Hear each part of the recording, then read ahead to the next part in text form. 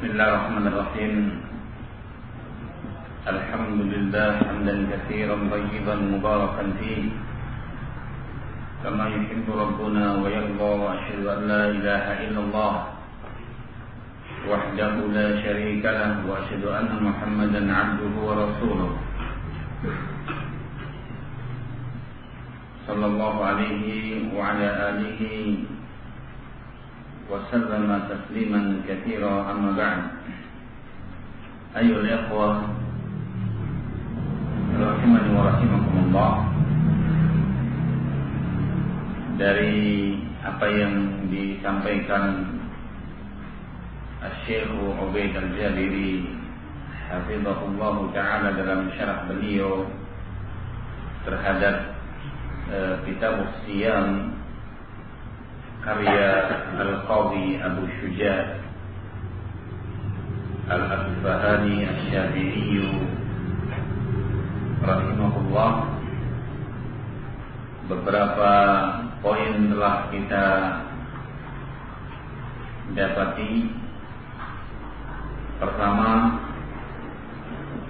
penjelasan makna puasa baik dari sisi bahasa maupun sisi syariat, yang dengan itu beliau simpulkan tentang beberapa perkara, seperti kapan seorang itu harus memulai dalam berpuasa dan kapan mengakhiri dalam setiap harinya.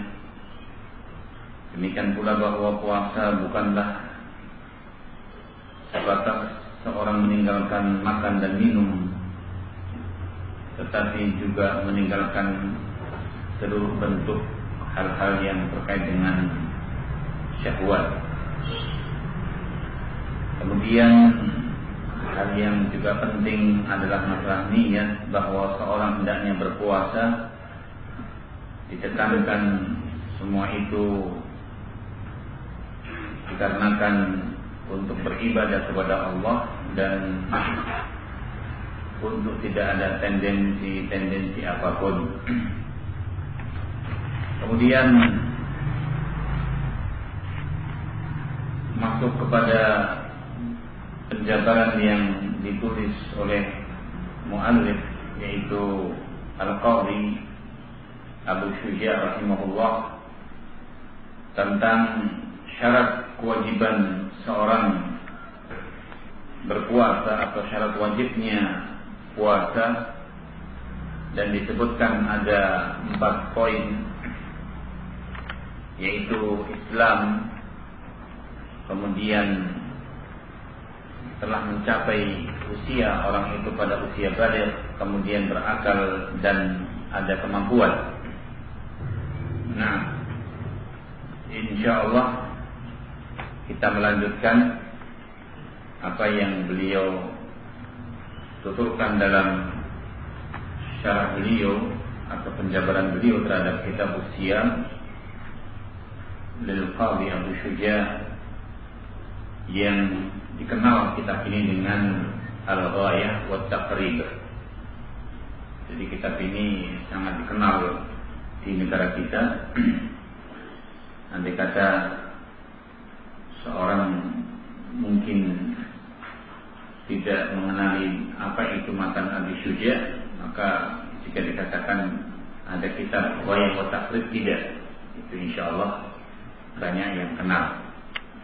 Atau juga di sana ada kitab yang mensyarah seperti yang kemarin kita sampaikan, juga seorang yang bermadhab Syafi'i, yaitu Abu Abdullah Muhammad bin Qasim Asy-Syafi'i rahimahullah, di mana kitab beliau juga dikenal dengan judul Fathul atau Fathul Qarib Al-Mujib.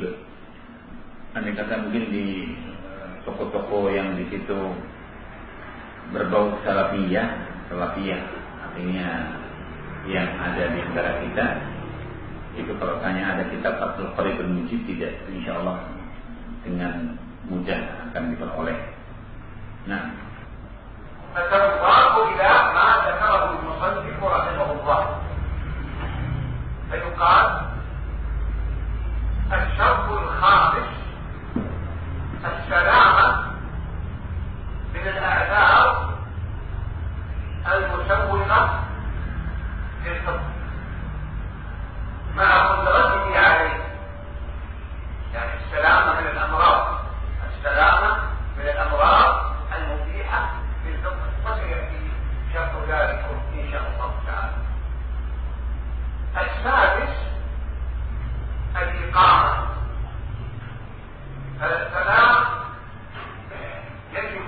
فلا يجب الصوم على المسافر أجازه لكنه يقضي.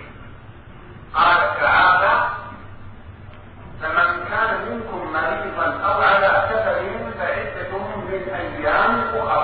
والمعنى: من كان منكم مريضا أو مسافرا فأفطر فعليه القضاء أياما مكانها، أياما مكان ما نفطره.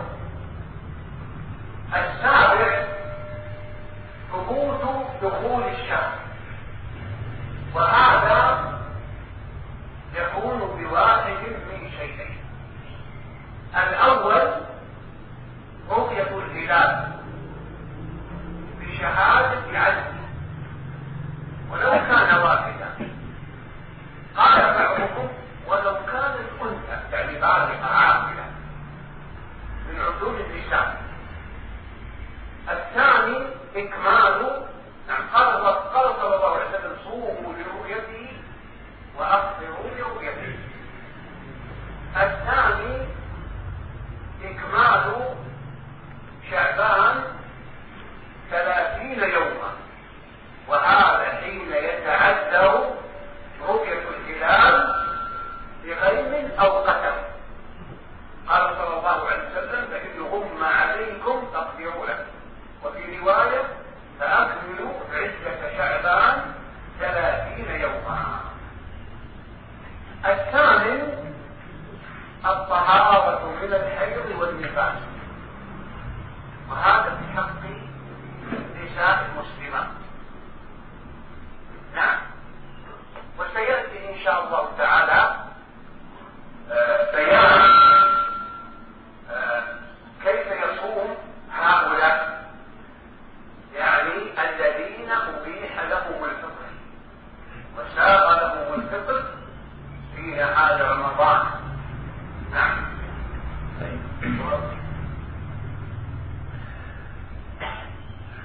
Kemudian setelah beliau menyebutkan tentang 4 syarat yang disebutkan oleh musannif, bahwa syarat kewajiban puasa itu ada 4, yaitu Islam, baligh, kemudian akal serta kemampuan. Beliau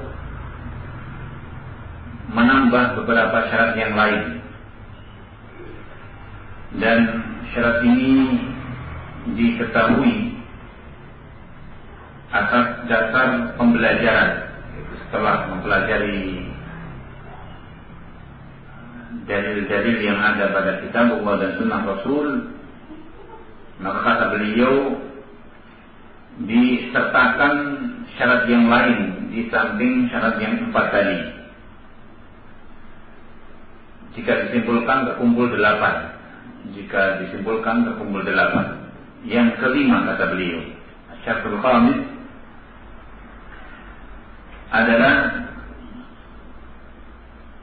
as-salamah minal a'dzar, selamatnya seorang, bebasnya seorang dari uzur yang membolehkan dia untuk berpuasa bersama kemampuan yang ia lakukan, yaitu bebasnya dia dari sakit misalnya, bebasnya dia dari sakit misalnya, yang membolehkan bagi seorang ketika sakit di bulan Ramadan untuk berbuka, yang membolehkan ketika seorang dalam kondisi sakit untuk berbuka. Dan insya Allah akan datang penjelasan ini pada waktu yang akan datang berikutnya. Jadi pada poin yang kelima, bahwa di antara syarat kewajiban puasa pada seorang, jika seorang dalam kondisi tidak sakit. Artinya menjadi kewajiban bagi seorang untuk berpuasa kalau tidak sakit. Sehingga kalau sakit tidak ada kewajiban bagi dia untuk berpuasa. Kalau sakit tidak ada kewajiban untuk berpuasa.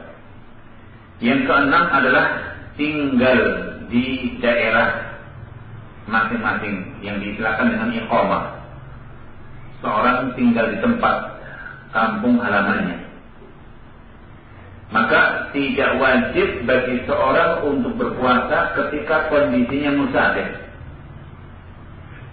Tidak wajib bagi seorang berpuasa tatkala kondisinya musafir. Dan mungkin bagi hadirin bertanya, terus mana yang afdol ketika musafir, berpuasa atau berbuka? Nanti insya Allah akan ada penjelasannya, yaitu apa yang dikatakan musannif tentang perihal safar, dan Syekh akan menyebutkan tentang apa yang menjadi pendapat beliau, mana yang lebih afdol dalam safar itu, apakah seorang membatalkan, apakah seorang berpuasa. Kemudian bagi yang dikatakan musafir bahwa dia tidak wajib, bermakna tidaklah menjadi kewajiban untuk menunaikan puasa kala ia sedang safar. Itu maknanya. Tidak ada kewajiban bagi seorang musafir untuk melaksanakan puasa di saat safarnya. Akan tetapi tatkala dia tidak puasa, ada kewajiban, yaitu apa? Mengqadha.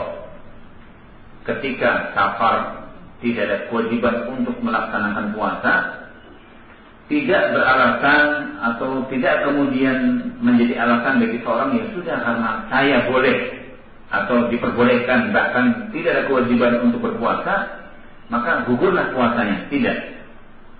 Istilah tidak ada kewajiban untuk melaksanakan puasa di bulan Ramadan bagi seorang musafir itu bukan berarti gugur kewajiban puasa bagi musafir. Yang dikatakan tidak wajib ialah menunaikan puasa di Ramadan, namun atas dia untuk apa? Mengqadha. Atas dia untuk mengqadha. Dalilnya adalah apa yang tersebut dalam surah Al-Baqarah pada ayat yang ke-184, "Man kana minkum maridan aw 'ala safarin fa'iddatun min ayyamin ukhra."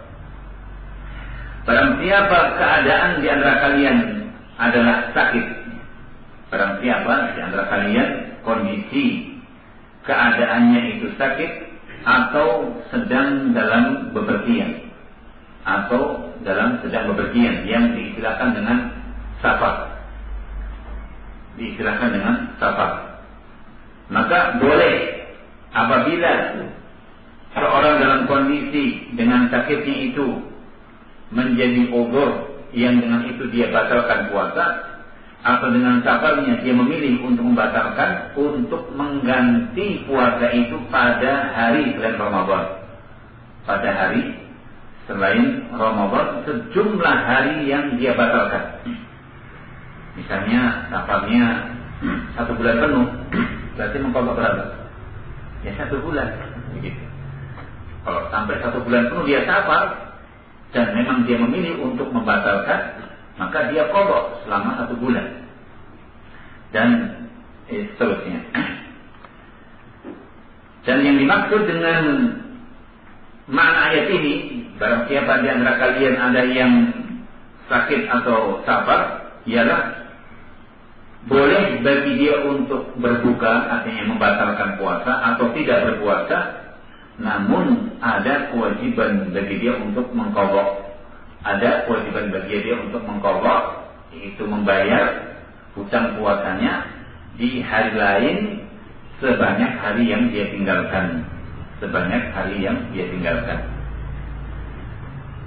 Kemudian yang ketujuh, dan mungkin juga akan bertanya terus, batasan safar yang dikatakan diperbolehkan seorang untuk tidak berpuasa itu safar yang bagaimana? Nah, tentunya pembahasan itu pembahasan yang terkhusus tentang perihal safar. Yang ketujuh, syarat yang ketujuh ialah subut dukhulu syahr, artinya mengetahui ketetapan kapan Ramadan itu mulai, telah masuk Ramadan. Jadi termasuk kewajiban atau syarat kewajiban berpuasa kalau seorang telah mengetahui bahwa Ramadan telah tiba. Nah, dan itu harus diketahui. Harus diketahui. Dan untuk mengetahui ketetapan mulai puasa, kapan Ramadan dimulai, kapan puasa dimulai, itu dengan satu dari dua cara. Satu dari dua cara. Cara yang pertama, untuk mengetahui bahwa Ramadan itu telah tiba dengan apa yang diistilahkan ru'yatul hilal, menyaksikan munculnya atau terbitnya hilal. Dan bagi kita mungkin ingin menanya terus, hilal itu muncul di mana? Jadi hilal itu di barat. Saat matahari tenggelam, itu nanti akan disusul dengan munculnya hilal, yang diistilahkan dengan apa? Bulan apa? Sabit. Kecil sekali. Lebih-lebih awal hari. Kecil dan waktunya pendek. Artinya waktu munculnya itu tidak lama. Kalau kemudian seorang mengatakan saya melihat hilal habis Isya dan lama sekali, ya betul mungkin hilal, tapi hari ketiga. Terus sampai ngomong saya lihat pagi harinya, waduh ini lebih parah lagi nanti. Apa saya melihat di timur? Artinya ukuran di negara kita di Indonesia.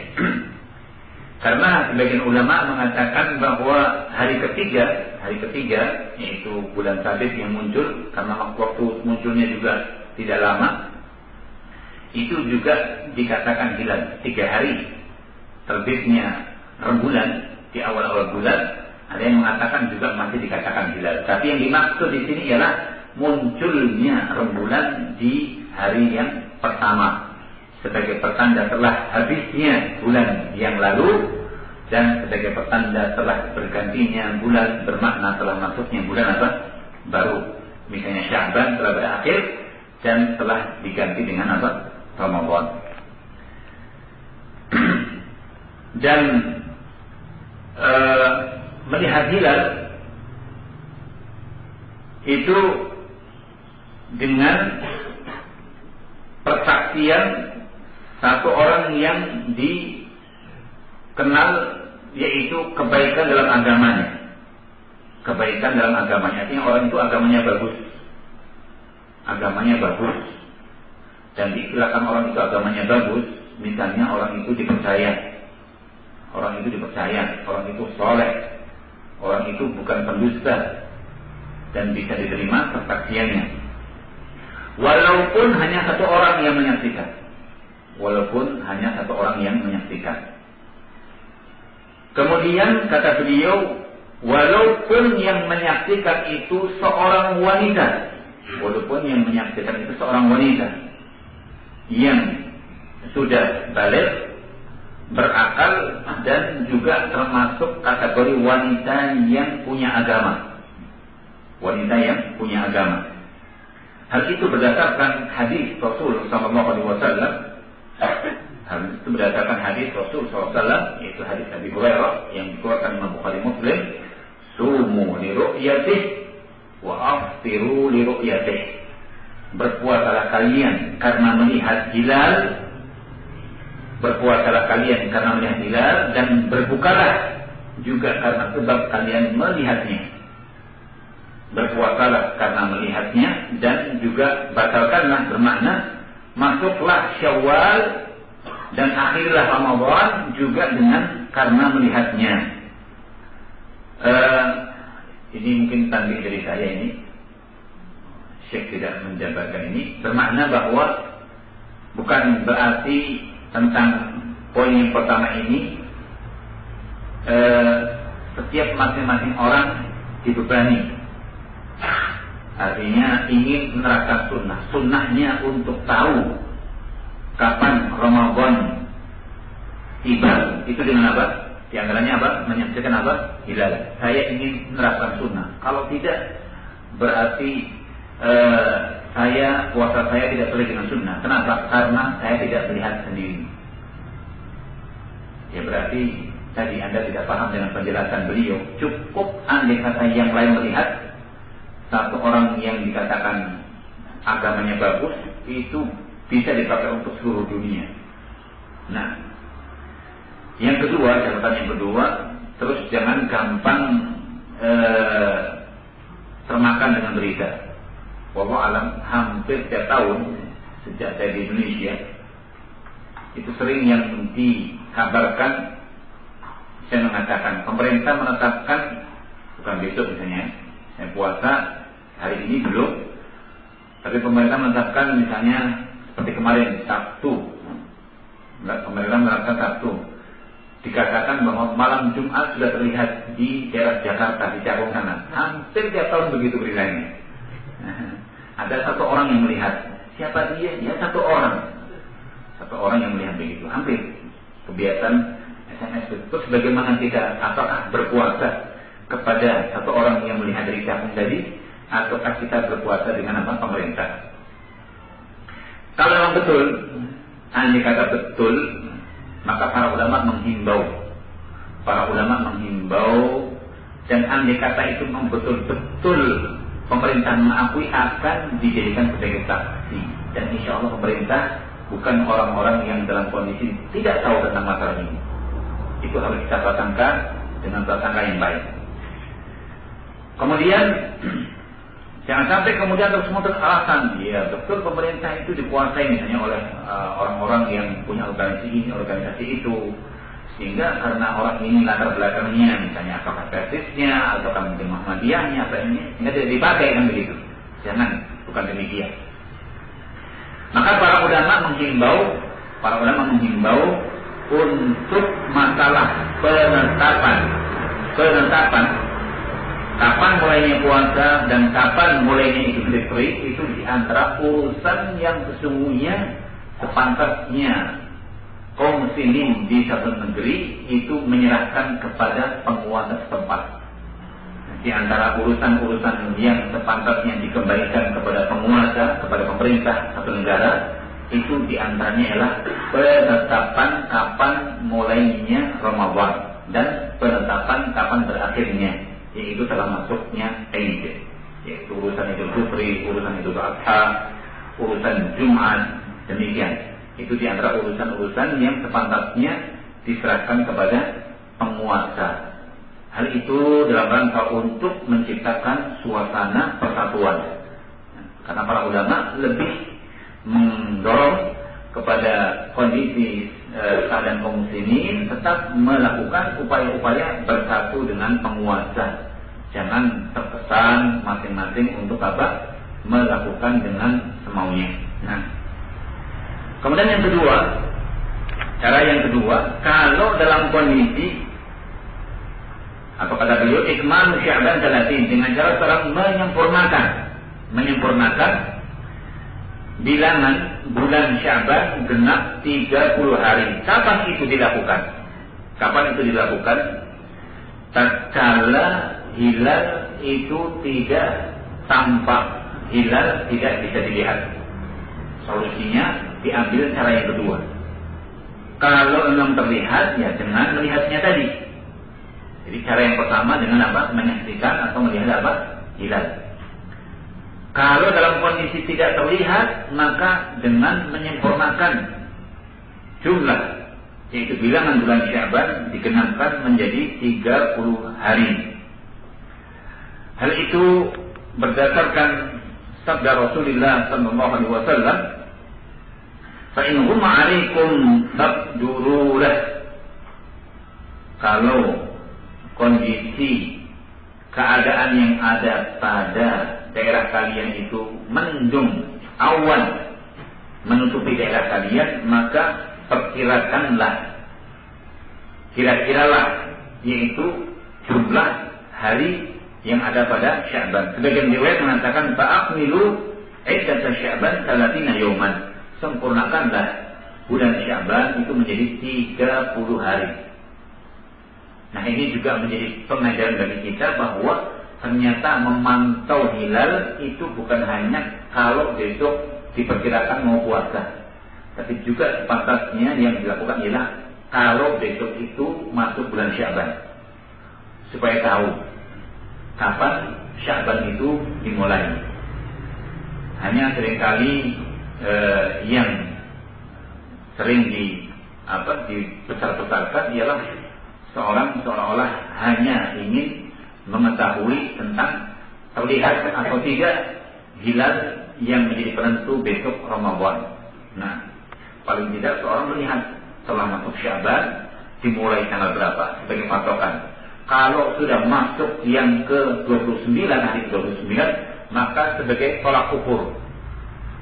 Sebagai tolak ukur. Dan yang juga menjadi tolak ukur ialah akhir pada bulan sebelumnya.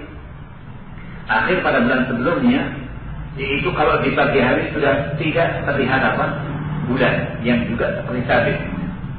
Yang juga seperti sabit. Andai kata sudah tidak muncul, maka kemungkinan esok hari, misalnya pagi hari ini sudah tidak terlihat, yaitu sisa bulan yang ada pada bulan sebelumnya, maka ada kemungkinan bahwa esok hari sudah berganti bulan.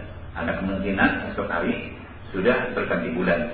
Namun kalau masih pada tahapan jumlah bulan sebelumnya 29 dan ternyata di sore hari ketika matahari tenggelam tidak ditunggu-tunggu tidak muncul hilal, maka genapkanlah menjadi berapa? 30 hari. Itu solusi yang kedua. Kemudian beliau menyebutkan tentang perihal uzur seorang tidak bisa melihat hilal, itu diantaranya karena apa? Mendung.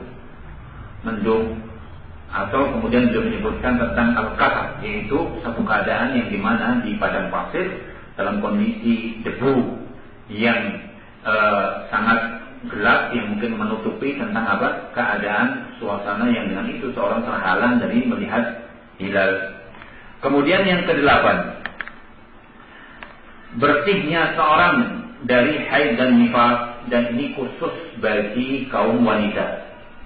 Yang ke-8, kewajiban, syarat kewajiban puasa ialah khusus bagi wanita muslimat kalau seorang dalam kondisi dia tidak dalam keadaan haid atau nifas. Dan insya Allah kata beliau akan disebutkan tentang bagaimana cara puasa mereka. Artinya kalau wanita dalam kondisi haid, wanita dalam kondisi nifas, itu nanti bagaimana cara puasanya. Nah, وفرائض الصوم 4 أشياء: النية والإمساك عن الأكل والشرب والجماع وتعمد القيء. كم أعيدها؟ قال رحمه الله: وفرائض الصوم 4 أشياء: النية والإمساك عن الأكل والشرب والجماع وتعمد القيء. هذه 3 لا فرق. فرائضه يعني ما يجب فيه، ما يجب على الصائم. الأول النية. النية شرط في كل عبادة يتقرب بها العبد إلى الله. ولهذا يقول أهل العلم يفرق بين العادة والعبادة. فالعادة لا يشترط فيها النية، كالذي يغتسل للتبرد أو لإزالة العرق أو الغبار من جسمه من آثار العمل أو غير ذلك. وأما العبادة فهي فلا بد فيها من النية. فمن اغتسل الغسل المعروف فإن نوى رفع الحدث كان غسله عبادة. وإن اغتسل بما ذكرنا أو ما شابه فغسله ماذا؟ عادة. غسله عادة. نعم. قال صلى الله عليه وسلم: إنما الأعمال بالنيات وإنما لكل امرئ ما نوى. وها هنا سؤال: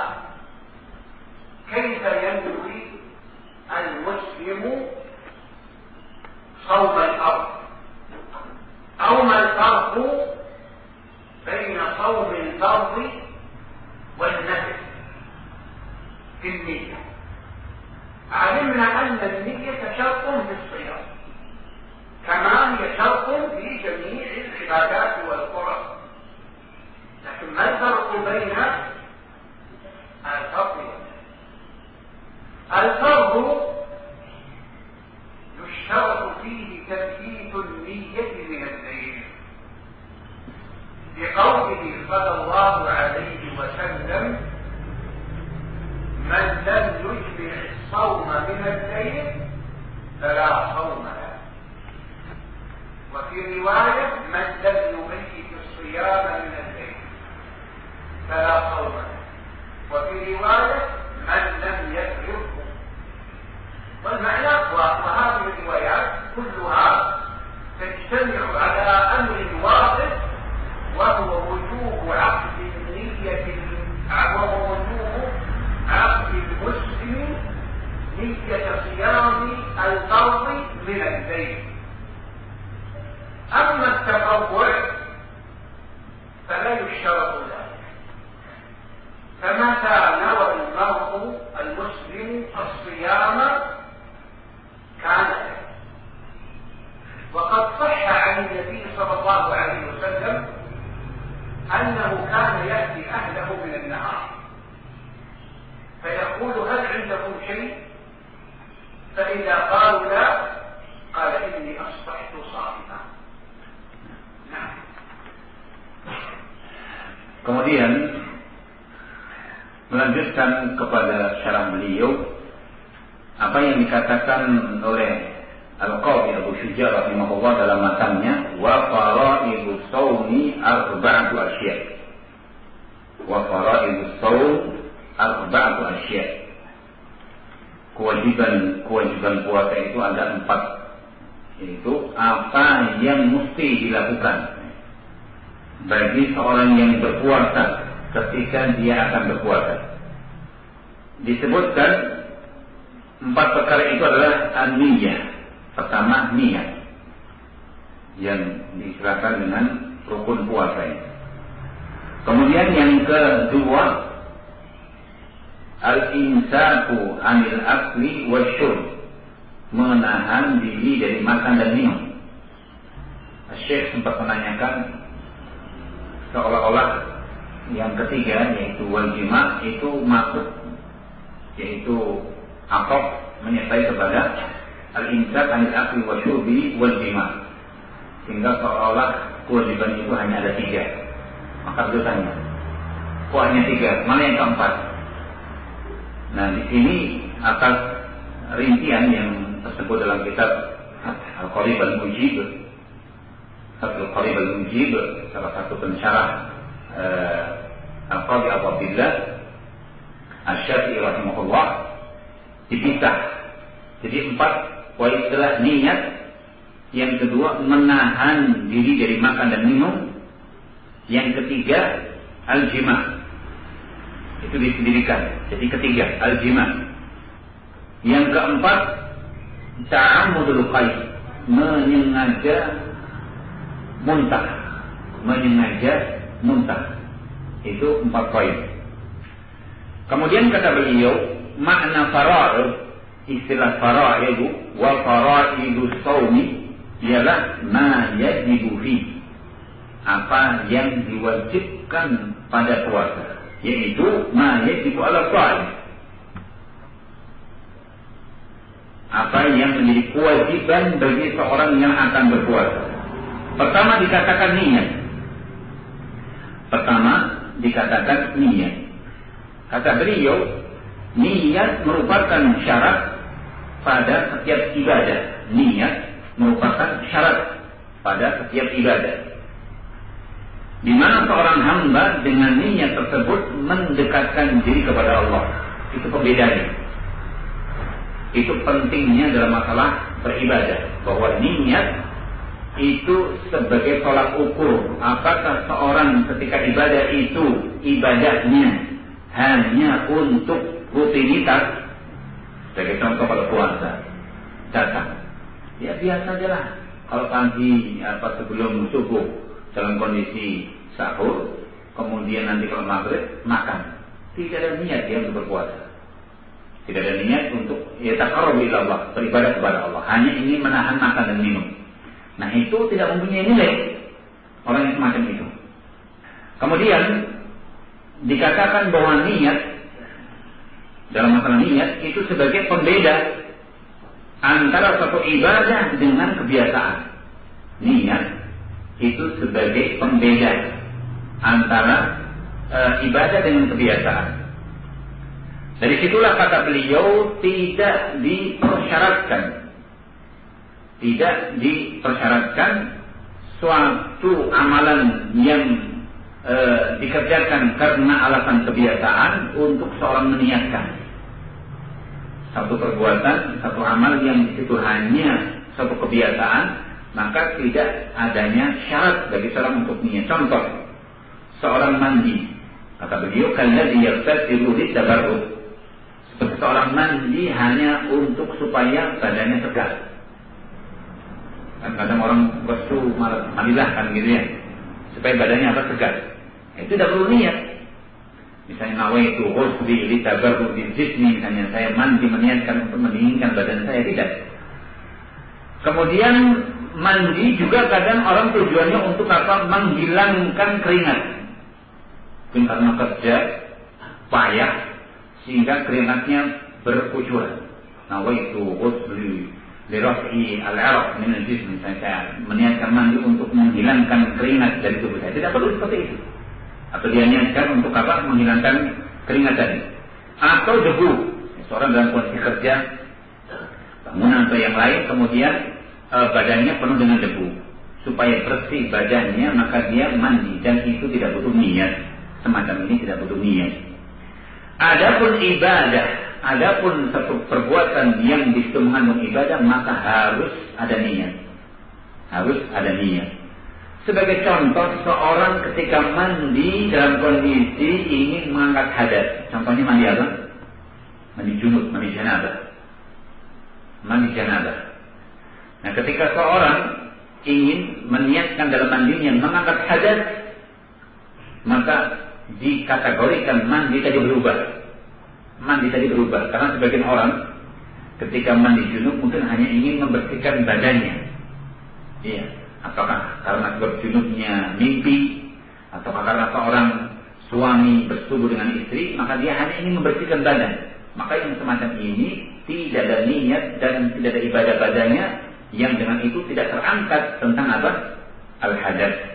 Nah, maka barang siapa yang mandi dengan apa yang disebutkan tadi dan dia meniatkan untuk mengangkat hadas, maka dikatakan mandinya ibadah. Hal itu berdasarkan hadis sallallahu alaihi wasallam, innamal a'malu binniyat wa innama likulli imri'in ma nawa. Bahwa amal itu tergantung pada niat seorang, dan setiap masing-masing orang itu akan diketahui apa yang menjadi niatannya. Kemudian ini juga perkara yang ingin kita ingatkan, bahwa niat itu tempatnya di qalbu. Disilakan niat mahalluha fil qalb. Niat itu tempatnya fil qalb. Dan itu pula yang dikatakan Imam Syafi'i rahimahullah, an-niyyah mahalluha fil qalb. Niyyah mahalluha fil qalb wa talaffuz biha bid'ah.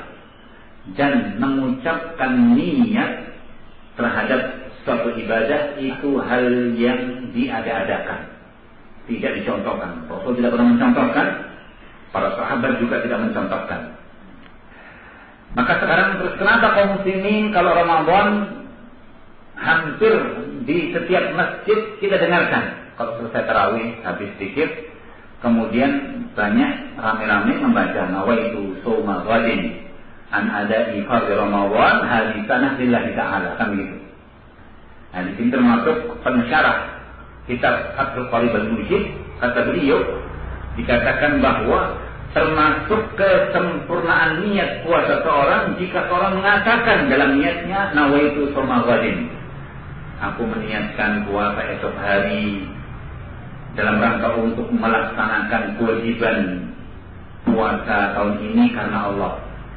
Maka kembali bahwa hal ini bukanlah perkara yang dianjurkan.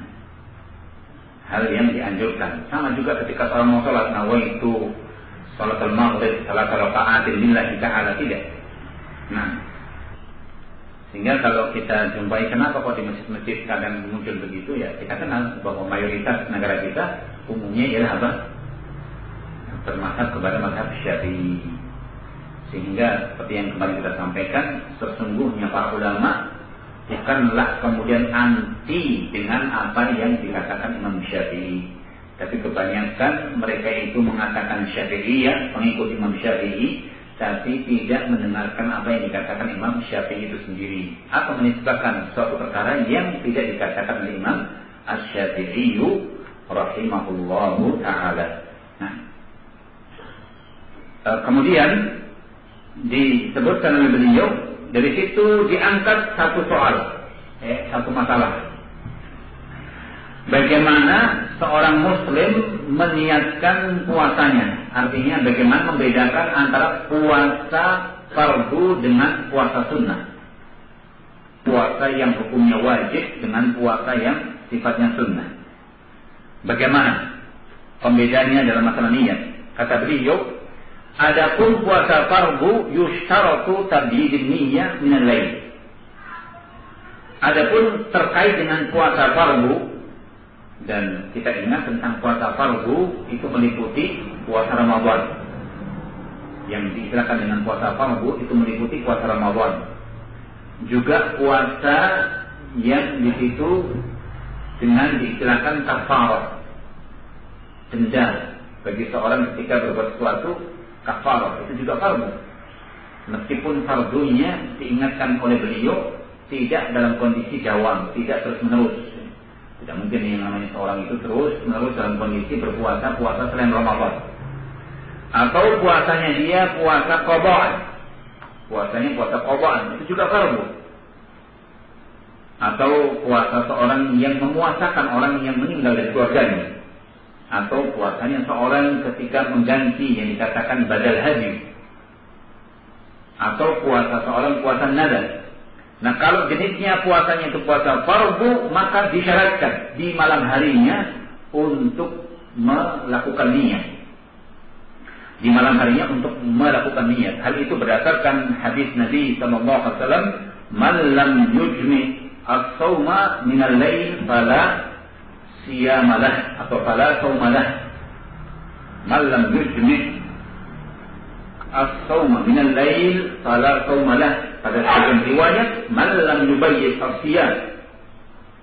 Man lam yubayyit as-siyam itu hadis Hafsah Ummul Mukminin, man lam yubayyit as-siyam min al-lail fala sawmalah.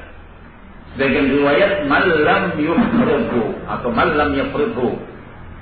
Semua tadi maknanya tidak menetapkan. Bermakna siapa yang malam harinya tidak menetapkan, siapa yang malam harinya tidak menentukan. Kata beliau, semua riwayat tadi terkumpul pada satu perkara, yaitu wajibnya seorang membulatkan niat di malam hari. Wajibnya seorang muslim untuk membulatkan niat, menentukan niat, menetapkan niat berpuasa fardu di malam hari. Di malam hari. Adapun puasa tatawwu, adapun puasa sunnah tidak dipersyaratkan. Dan itu pendapat beliau. Adapun puasa sunnah tidak dipersyaratkan di malam hari untuk meniatkan. Berdasarkan kepada apa yang sahih dari Nabi sallallahu alaihi wasallam. Sehingga beliau mengatakan, barang siapa seorang muslim kapan meniatkan puasa sunnah, terjadilah puasa.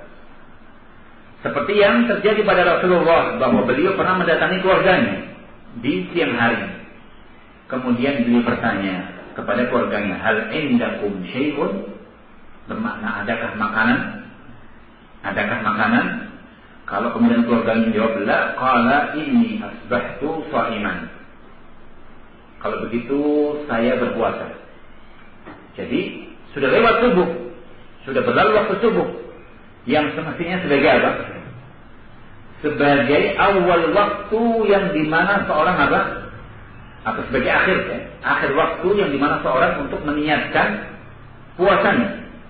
Karena pada riwayat hadis yaitu man lam yubayyit as-siyam qabla al-fajr. Pada sebagian riwayat, barang siapa yang tidak meniatkan puasa sebelum fajar, sehingga batas akhir seorang melakukan niat itu sebelum fajar, sebelum tiba waktu subuh. Sementara kalau seorang kemudian sudah lewat subuh, misalnya jam 7, jam 8, jam 9, tidak ada niat puasa, kemudian dia tanya kepada keluarganya, ada sarapan, ada sesuatu yang dimakan? Ketika dikatakan tidak, maka dia mengatakan, kalau begitu saya akan berpuasa. Kalau begitu saya akan berpuasa, seperti yang dilakukan Nabi Sallallahu Alaihi Wasallam, dan itu terkait dengan apa? Puasa sunnah.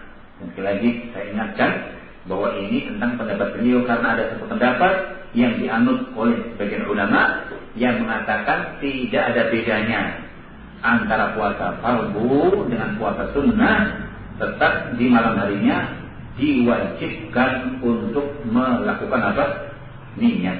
Nah, سؤال آخر أو إعادة السؤال الأول، وهو نعم عرفنا الفرق بين الصومين، لكن سؤال آخر، أقول سؤال آخر، هل يجب تجديد النية لفرض الصيام كل ليلة، أو يكفي عقد النية من أول ليلة؟ فمن أراد صوم رمضان أو قضاء أيام أفطرها أو صوما آخر وجب عليه لعارض، نعم، هل يكفي النية ليلة بدء الصيام؟ أراد أن يبدأ الصيام يوم الاثنين، فهل يبيت النية تلك الليلة ويكفي، أو لا بد من تجديد النية مع كل ليلة، يعني بعد الفطر؟ قولان لأهل العلم، أحدهما وجوب النية لكل يوم من الليل، يعني الليلة السابقة قبلها، ودليلهم الحديث السابق: من لم يبيت الصيام فلا صيام له. قالوا هذا موجب عقد نية الصائم على صيامه كل ليلة، أخذا بظاهر هذا الحديث. والقول الثاني وهو أنه يكفي النية بصوم الفرض من أول ليلة، فإذا علم المسلم دخول رمضان أنه ليلة الاثنين وعزم على الصيام تقربا إلى الله عز وجل، كفر، إلا إذا قطع صومه بعذر كسفر أو الحيض والنفاس بحق المرض، أو المرض فالسفر والمرض بحق الجميع. فإذا زال العذر جدد النية، وهذا القول أقرب وأيسر على المسلم. والذي يظهر أنه ما من أحد من المسلمين والمسلمات إلا وهو عازم على صوم غده، فإذا أفطر يومه عزم على صيام غده، وذلكم أنه يستعد لصوم الغد، فتجده يهيئ ما يحتاج إليه بسحور من طعام وشراب غير ذلك. نعم، من كان جاهلا لا يدري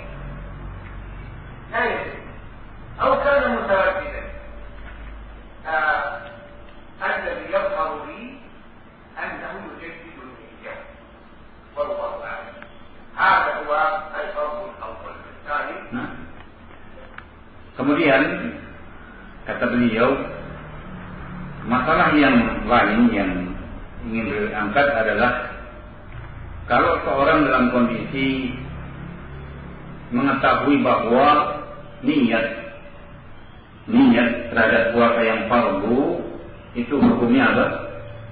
Wajib. Nah sekarang masalah yang baru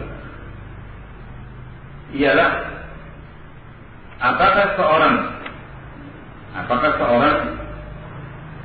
dalam meniatkan puasa fardu itu cukup di malam yang pertama, kata beliau contohnya kalau puasanya mulainya Senin, apakah cukup di malam Senin itu dia meniatkan, kemudian sisa harinya cukup dengan niat yang pertama tadi, ataukah perlu pembaharuan niat? Artinya setiap malam harus apa? Niat. Wajib, jelas ya bentuk masalahnya. Jadi yang diangkat oleh beliau, apakah seorang dalam puasa itu cukup dengan niat pertama kali? Kalau kejadian di tahun ini misalnya, cukupkah seorang yang mungkin puasa Sabtu, mulai malam Sabtu saja terus kemudian di malam Ahad, malam Senin terus sampai akhir itu mengikuti niat yang pertama tadi? Ataukah butuh pembaruan, bermakna setiap malam butuh untuk meniatkan? Kata beliau, para ulama ada dua pendapat. Di kalangan para ulama ada dua pendapat. Pendapat yang pertama, wujubun niyyah li kulli yawmin lail. Ada yang berpendapat wajibnya meniatkan seorang untuk berpuasa di setiap malam harinya. Bermakna bahwa hari yang sebelumnya tidak cukup. Sehingga kalau sudah berbuka, hari ini selesai, kemudian seorang berbuka, untuk besok hari mau puasa harus niat lagi.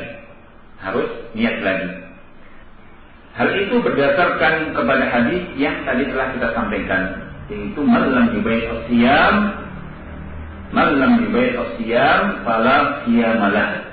Barang siapa yang malam harinya tidak membulatkan untuk niat esok hari berpuasa, maka tidak sah puasanya.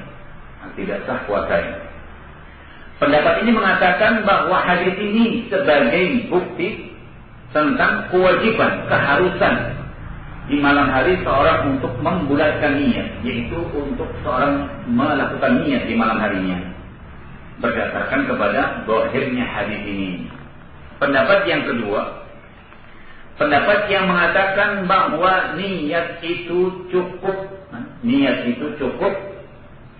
hari yang pertama. Bermakna kalau seorang muslim telah tahu kapan mulainya Ramadan, maka hari yang pertama tadi cukuplah sebagai niat atas hari-hari yang lainnya. Kecuali kata beliau, kalau seorang dalam perjalanan puasanya diputus puasanya tadi karena sebab udzur. Kecuali kalau seorang dalam perjalanan puasanya diputus dengan sebab udzur. Misalnya udzurnya safar, atau udzurnya haid atau nifas. Kalau terkait dengan haid atau nifas itu bagi perempuan, atau sakit. Maka barang siapa yang telah sirna udzur tadi, diharuskan mengulang dan memperbaharui niatnya. Nah, contoh, seorang puasa sepekan berjalan, terus hari yang ke-8 sakit 2 hari 3 hari terus sembuh. Nah ketika sakit mungkin dia batalkan sehingga tidak berpuasa selama 3 hari. Nah ketika sudah sembuh dan ingin mengulang puasa lagi, dikatakan oleh beliau harus mengulang niatnya, memperbaharui niatnya. Tidak cukup dengan niat di hari yang pertama tadi. Atau seorang yang musafir, atau seorang wanita yang datang padanya yaitu masa haidnya, atau seorang wanita yang kondisinya dalam kondisi nifas. Dan pendapat ini kata beliau pendapat yang lebih dekat kepada kebenaran, dan yang memudahkan bagi kaum muslimin. Memudahkan bagi kaum muslimin. Bahkan kata beliau, yang nampak bahwa tidaklah seorang muslim, baik laki-laki maupun perempuan, kecuali dia punya azam, punya keinginan yang kuat atas puasanya esok hari. Artinya kalau kemudian seorang berbuka hari ini sudah selesai puasa, tiba maghrib terus berbuka, maka tidaklah setiap orang kecuali punya keinginan yang kuat esok hari akan berpuasa lagi. Esok hari akan berpuasa lagi. Yang demikian itu dilihat daripada kesiapan seorang untuk esok hari, yaitu tatkala dia menyiapkan makan sahurnya. Sudah bukan bingung lagi untuk apa? Menyiapkan buka puasa, artinya selesai berbuka puasa, selesai makan, biasanya seorang punya apa? Keinginan, terus besok sahur pakai apa? Kan begitu. Nah, itu kata beliau sudah menjadi bukti bahwa seorang akan menyiapkan puasa esok hari. Hanya saja, kata beliau, barang siapa yang kondisinya yaitu kelupaan, dalam kondisi kelupaan atau dalam kondisi dia timbang mau puasa apa tidak, atau dalam kondisi kelupaan, maka kata beliau yang nampak bagi saya, jika terjadi seperti itu, untuk mengulang niatnya, memperbaharui niatnya. Dan itulah pembahasan yang pertama yang dikatakan oleh Qadhi Abu Syuja' rahimahullah dalam matanya wa faraidu shaum arba'atu asya'. Yang pertama ialah niat. Nah, wa yani la ya'kul wa la yashrab fi al-waqt al-muqarrar shar'an في الصيام. نعم، الأكل والشرب وما في حكمه، يعني عن كل ما، نعم، أو ويجمع ذلك شيء واحد، وهو الإمساك عن المفطرات من أكل وشرب وما في حكمهما. ومما في حكمهما الجماع نهارا، والجماع معروف مكانه. نعم. وها هنا سؤال: هل تفطر القبلة والمباشرة؟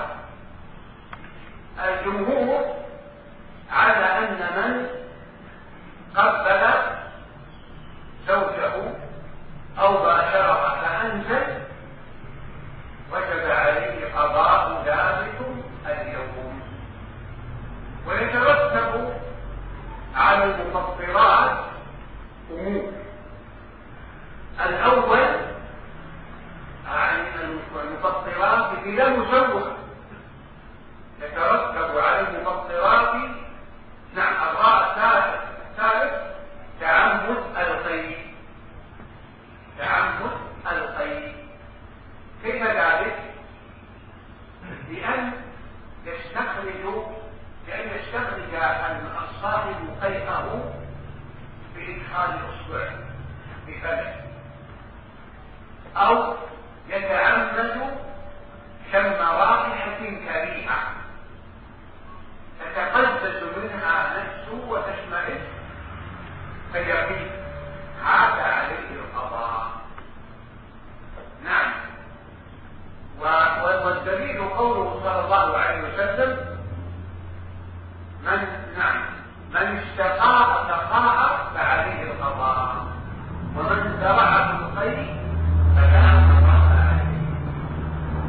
ودليل التكبير بالمباشرة والقبلة، دليل الفصل بالمباشرة والقبلة قوله تعالى: ولا تباشروهن وأنتم عاكفون في المساجد، لأن النهي يقتضي التحريم، فمباشرة الزوجة حال الاعتكاف محرمة، فإذا أنزلت بهذه المباشرة أفضل،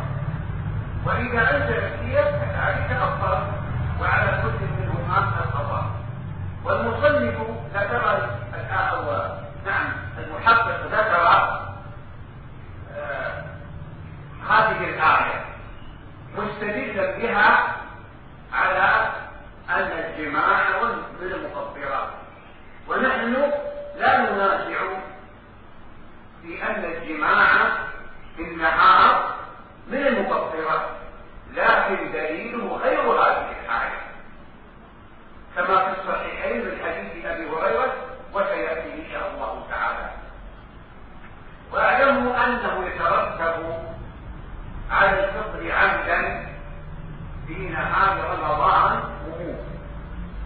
الأول الإثم، فيجب عليه التوبة والاستغفار. الثاني فساد صوم ذلك اليوم.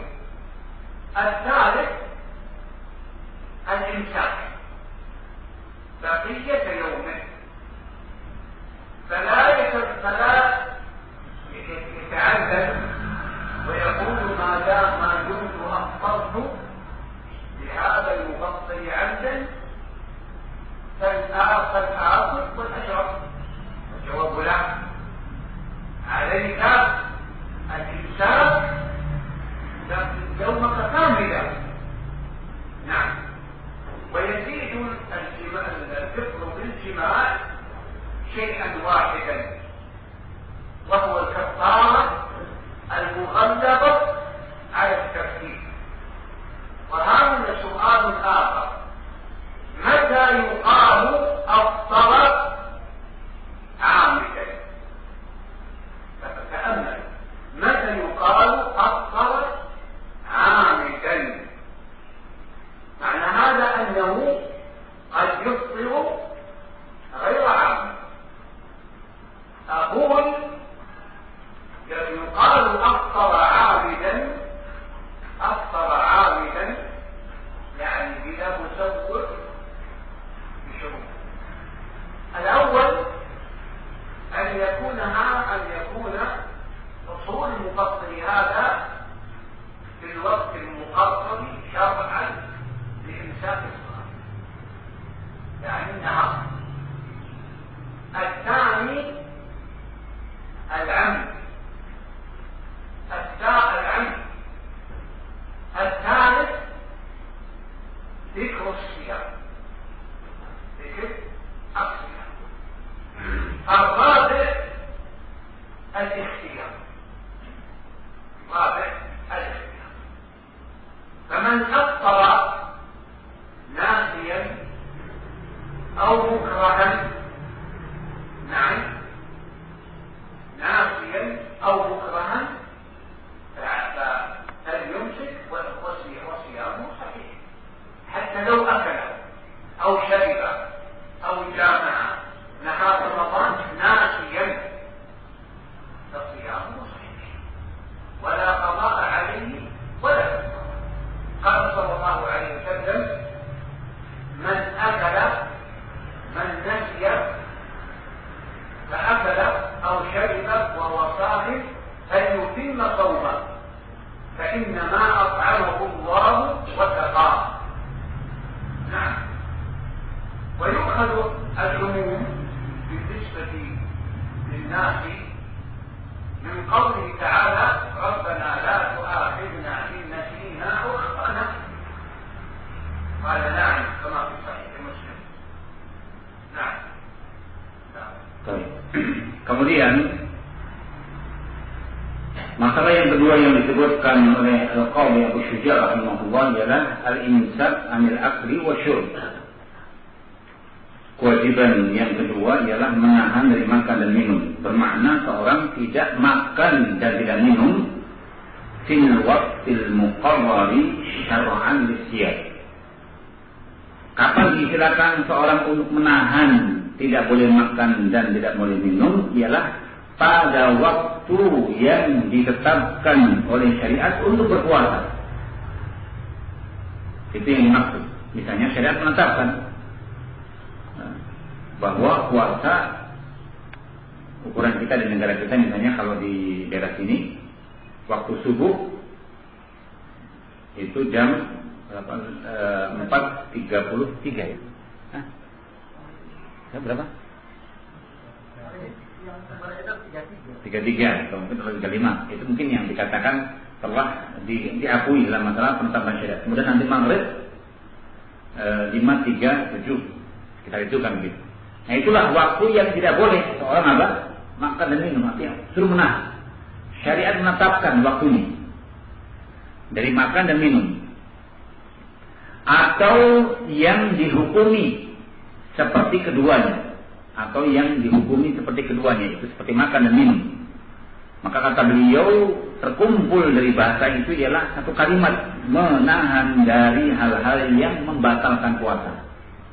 Menahan dari hal-hal yang membatalkan puasa seperti makan atau minum, atau seperti yang dihukumi keduanya. Di antara sesuatu yang dihukumi seperti makan dan minum ialah al-jima' nahar Ramadan. Di antara sesuatu yang dihukumi seperti hukum keduanya ialah al-jima' nahar Ramadan, yaitu bersetubuh. Meskipun disebutkan dalam matan di sini bahwa poin yang ketiga, karena di sini disinggung yang kedua, kewajiban yang harus diperhatikan bagi orang berpuasa setelah pertama niat, yang kedua menahan makan dan minum, maka yang ketiga yang masalah jima. Kemudian di situ beliau ingin membahas, dan kata beliau istilah jima sesuatu yang ma'ruf, yang jelas, perkara yang jelas. Sekarang kalau terkait dengan masalah apakah mencium istri, apakah bercumbu dengan istri, yang dikatakan yang tidak sampai kepada bersetubuh itu membatalkan puasa. Jumhur berpendapat kalau sampai keluar air mani maka batal puasanya. Jumhur ulama berpendapat kalau sampai keluar mani maka batal puasanya dan wajib atasnya untuk mengqadha. Wajib atasnya untuk mengqadha. Hari yang dimana seorang membatalkan puasanya tadi. Adapun yang keempat, walaupun disinggung di situ oleh beliau as-salis, yang ketiga ialah muntah dengan sengaja. Bagaimana seorang dikatakan muntah dengan sengaja? Muntah dengan sengaja itu ada dua kemungkinan. Kemungkinan yang pertama, bi an yastakhrija as-sha'imu qai'ahu.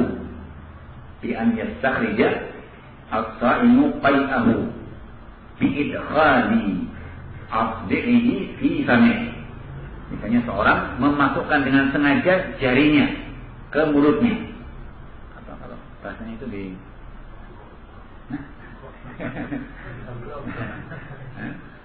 bahasa Indonesia yang punya mewakili apa Pak? Kalau mungkin bahasa Jawa mungkin malah bisa mewakili. Di logo gitu ya. Kayak Bali itu kan.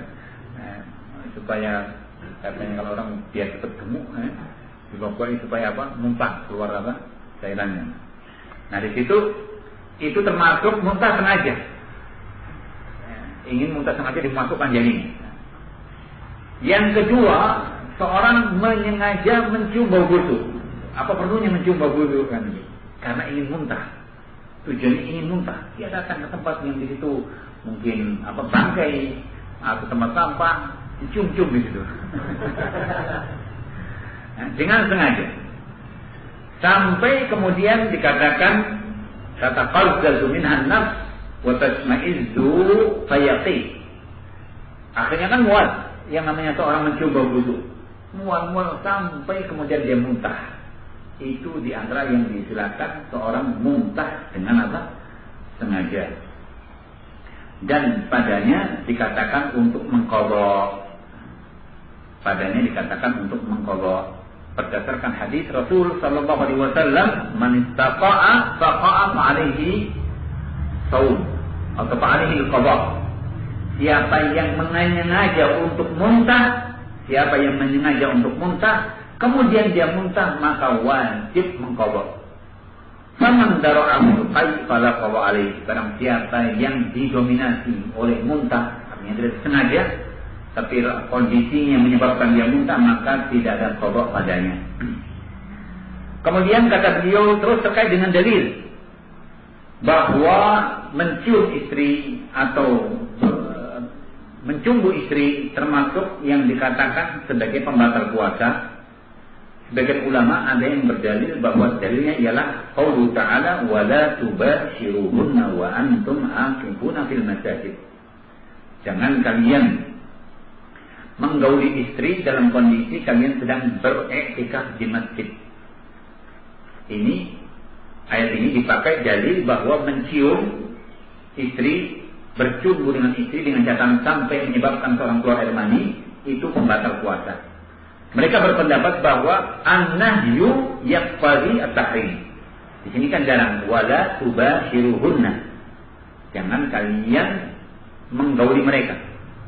Nah, di situ dikatakan larangan itu berarti kepada pengharaman, sehingga seorang menggauli istri di waktu i'tikaf suatu hal yang diharamkan. Maka kata beliau, barang siapa yang dalam kondisi yaitu seorang mencumbu istri dalam keadaan kemudian dengan itu dia mengeluarkan air mani atau sang wanita juga, maka kedua-duanya batal puasanya dan keduanya diwajibkan untuk mengqadha. Dan ini kata beliau pendapat sebagian ulama yang mengatakan bahwa mencumbu istri yang menyebabkan sampai keluar air mani membatalkan puasa dengan ayat ini. Tetapi kata beliau dalilnya bukan ini. Kita tidak mengatakan bahwa seorang ketika mencumbu istri yang kemudian sampai atau dikatakan bahwa bertubuh di siang hari Ramadan sebagai pembatal puasa. Tapi yang kita koreksi kata beliau ialah dalil, karena yang ada ialah dalilnya seperti nanti akan datang pada hadis yang dikeluarkan Imam Bukhari Muslim dari Abi Hurairah. Dan insya Allah nanti akan datang tentang pembahasan ini.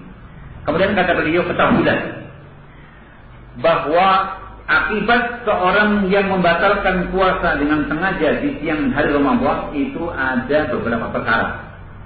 Akibat yang akan dialami, akibat yang akan ditanggung oleh seorang ketika membatalkan puasa di siang hari. Yang pertama, al-ismu fayajibu alaihi taubah wal istighfar. Akibat yang pertama yang harus ditanggung oleh seorang yang sengaja di siang hari membatalkan puasa ialah berdosa. Al-ism fayajib alaihi taubah wal istighfar. Yang kedua, fasadu shaumihi dzalikal yaum. Tidak sahnya, bermakna rusaknya puasa di hari itu. Rusaknya puasa di hari itu. Kenapa beliau tekankan rusaknya puasa di hari itu? Karena seorang kalau sampai batal tapi tidak sengaja, tidak rusak puasanya. Itu maknanya, ya. Nanti akan kita ketahui. Misalnya seorang lupa makan, minum sampai 1 gelas, makan sampai bersendok-sendok, bahkan bisa 1 piring, tapi lupa dia. Kok bisa 1 piring kok lupa? Mungkin. Mungkin. Ya, namanya orang lupa. Bahkan mungkin tambah lagi. Mungkin. Kita katakan mungkin. Tapi dengan cara lupa. Tapi jangan menyengaja lupa. Maka dikatakan barang siapa yang sengaja rusak. Piring yang pertama lupa, piring yang kedua sengaja batal. Atau piring yang pertama lupa, 1 sendok yang kedua sengaja batal, walaupun sedikit. Jangan ukurannya. Saya itu sengaja tapi sedikit sekali. Wah, itu yang lupa 1 piring. Mana yang menjadi pembatal? Misalnya orang sengaja 1 sendok. Yang tidak sengaja 1 piring. Yang lupa tadi 1 piring. Mana yang lebih berat? Masukkan makanan. Yang 1 piring. Kalau yang banyak kan 1 piring. Tapi yang batal mana? Yang hanya 1 sendok. Hati-hati. Yang walaupun dengan 1 sendok teh, 1 sendok kecil, tapi sengaja. Kan nggak kelihatan terus diusap-usap begini. 1 piring kelihatan sekali gitu. Kelihatan di tangan dan seterusnya. Nah, maka dikatakan sengaja membatalkan, merusak puasa. Yang ketiga, nah ini yang banyak tidak paham. Al-imsak baqiyata yaumihi. Untuk menahan sisa hari yang dimana dia batalkan puasa tadi. Contoh, jam segini dia batal. Sengaja. Maka diharuskan menahan sisa harinya. Rugi kan berarti? Rugi. Apalagi batalnya sengaja di pagi hari. Jam 7 sudah mbak kuat, dia batalkan. Sengaja. Ya akhi, kata beliau, jangan sampai la yata'allal wa yaqul. Jangan seorang berpura-pura dan berdalil beralasan. Karena saya sudah batalkan dengan makan sengaja, maka saya akan makan yang berikutnya. Begitu. Tidak boleh. kan rugi namanya. Kalau sudah dia batalkan maka dia harus tahan sisa harinya, dan itu banyak yang tidak tahu. Banyak yang tidak tahu. Kemudian yang berikutnya kata beliau, hal yang ditambahkan bagi seorang yang sengaja membatalkan puasa dengan bersetubuh. Dengan bersetubuh, kata beliau ada tambahan, yaitu kafarah. Harus membayar denda, dan dendanya cukup berat. Dendanya cukup berat seperti yang nanti akan datang pada pembahasan pada bab ini. Kemudian kata beliau, yang berikutnya ada pertanyaan lagi. Ada pertanyaan lagi, kapan seorang dikatakan puasa atau membatalkan puasa dengan sengaja? Kapan dikatakan kondisi seorang itu dikatakan membatalkan puasa sengaja? Ada beberapa syarat. Itu bukan karena tidak sengaja, tapi karena sengaja. Itu dengan beberapa syarat. Yang pertama, ayyakuna husulu al-muftir hadza fil waqtil muqarrar syar'an li imsak as-shaim. Pertama ialah terjadinya pada waktu yang ditetapkan oleh syariat, bahwa waktu itu adalah waktu yang seharusnya seorang berpuasa. Misalnya seorang sengaja makan habis isya, batal nggak puasanya? Ya, tidak, karena bukan waktu yang disuruh berpuasa. Paham ya? Kapan misalnya seorang pagi hari, habis subuh, seorang siang hari. Jadi saat waktu yang memang syariat menetapkan, itulah waktu puasa. Yang kedua, al-amd, kesengajaan. Ini juga perlu diingat. Dikatakan seorang dihukumi bahwa dia membatalkan dengan sengaja, syaratnya ialah kalau dia sengaja. Yang ketiga, dikrusia, dia ingat kalau dia puasa. Ini juga harus diterapkan. Dia ingat bahwa dia sedang puasa. Karena kalau tidak ingat nanti akan ada hukum lain. Yang keempat, al-ikhtiyar, pilihannya, bukan paksaan. Pilihannya, bukan paksaan. Maka kata beliau, barang siapa yang lupa batal puasanya, ya, dengan kelupaan dia batal puasa, maka atau bahkan mungkin terjadi yang diistilahkan kepada bersubuh di siang hari, atas apa yang dikatakan para ulama, atau mukrahan, atau dipaksa dia, dipaksa, sebabnya lupa atau dipaksa, kemudian dia batal puasanya, maka wajib dia tahan harinya dan puasanya sahih. Misalnya dia lupa makan, seperti katakan dia lupa kemudian menggauli istri, maka wajib menahan diri dan dikatakan puasanya betul. Walaupun dia makan, walaupun dia minum, bahkan walaupun dia menggauli istrinya di siang hari Ramadan, maka puasanya sah. Nah, jangan sampai beralasan ya lupa kan begitu ya. Dan tidak ada qadha, demikian pula tidak ada kafarah. Tidak ada qadha, tidak ada kafarah. Dalilnya ialah hadis Abi Hurairah muttafaqun alaih, man nasiya wa huwa sha'im, barang siapa yang lupa dalam kondisi dia puasa, fa'akala aw syariba, kemudian dia makan atau minum, wa huwa sha'im, falyutimma shaumahu, hendaknya dia sempurnakan puasanya. Hendaknya dia sempurnakan puasanya, karena Rasul mengatakan fa inna ma at'amahu Allahu wa saqa, karena itulah sesuatu yang Allah berikan makan padanya dan minuman yang Allah berikan padanya. Kemudian terkait bagi seorang yang lupa, itu juga di bawah naungan firman Allah Subhanahu wa taala, Rabbana la tu'akhidna in nasina au akhtana. Wahai Rabb kami, janganlah Engkau hukum kami dan apabila kami dalam kondisi lupa atau dalam kondisi kami salah. Itu terkait dengan masalah apa yang dikatakan musannif Al-Qadhi Abu Syuja rahimahullah, wa faraidu shaum arba'atu asya', dan dengan itu kita cukupkan mungkin pembahasan kita hari ini. Insyaallah akan kita lanjutkan tentang pembatal-pembatal puasa. Nah, wallahu a'lam, mungkin terkait dengan pertanyaan mungkin kalau kita akhirkan atau bagaimana? Oke, kita simpan insyaallah kalau berakhir begitu. Karena bisa saja pertanyaan muncul karena masalahnya belum dibahas. Bisa saja muncul pertanyaan karena mungkin belum masuk pembahasan. Nah, daripada saya mengulang pertanyaan dan menjawab, baik mungkin kita mendengarkan apa pelajarannya, insyaallah. Barakallahu fikum wa jazakumullahu khair. Nah.